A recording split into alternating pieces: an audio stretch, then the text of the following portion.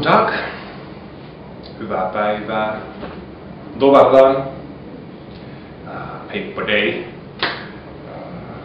bon dia, buenos dias, tere päevast. Kuidas ma Eestisse sattusin? Töö kaudu, ausalt.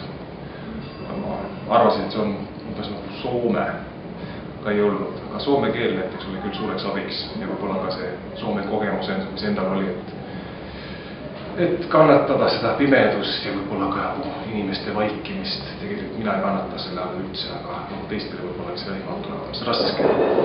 Ja siin Eestis sai tehtud igasuguseid asju. Näiteks olen siin 3 korda isaks saanud ja olen siin rohkem kultuurivaldkonnas tegutsenud, olen Goethe-instituutis olnud ja siis mida pikem olin, siis seda rohkem ka tuli seos ühiskonnaga ja sai tehtud mis iganes vabatahtlikult või kuidagi teistes asjades kaasa löödud, kas siis teeme ära või mingid kärajad või lihtsalt oma hoovi koos teiste naabritega puhastada. Ja lõppeks tegin ma midagi selles kultuuripealinnas ja nüüd on hoopis nii, et ega ma Eestis enam palju rohkem ei tee kui laulan ja nii ta mul omas maakodus.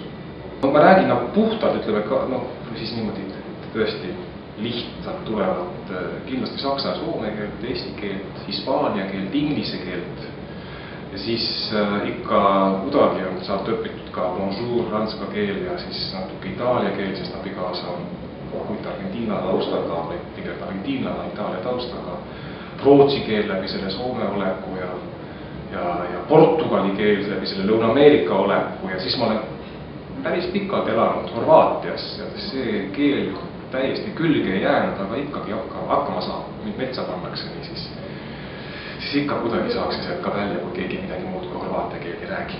Kodus on meil nii, et kuna me siis elame Eestis, me oleme palju elanud Eestis, siis on meil õudselt tähtis lapsed räägiksid ka eesti keelt, et nad oleksid osa sellest maast ja ühiskonnast, kuhu nad sündinud on ja kus nad elavad.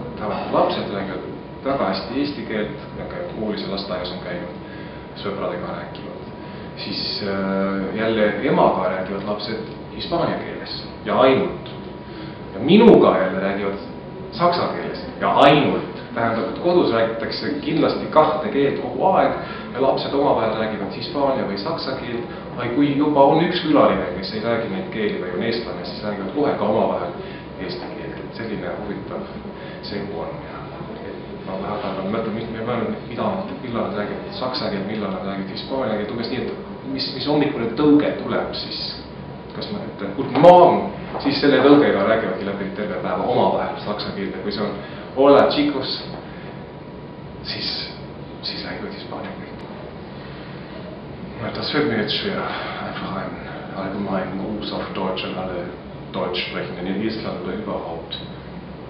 Ich kann nur sagen, dass ich, wie gesagt, meine deutschen Wurzeln nie habe verlieren können und wollen und bin trotzdem überall prima zurechtgekommen und habe mich einigermaßen angepasst. Und zu Estland kann ich nur sagen, einfach herkommen oder hier bleiben, wenn man kann.